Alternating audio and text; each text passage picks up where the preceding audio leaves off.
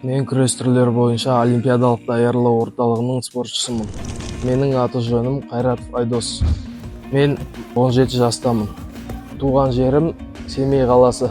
Мен 9 жастан бастап Семей қаласындағы ШМ деген залда дайындаламын. Ең алғашқы бапкерім Жидебаев Бауыржан Тілебалдыұлы.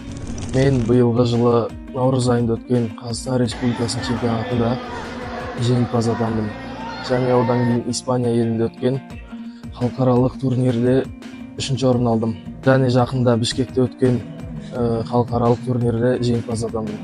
Осы жылға жоспарым Азия чемпионы атану және әлем чемпионы атану. Менің арманым Олимпиада чемпионы болу.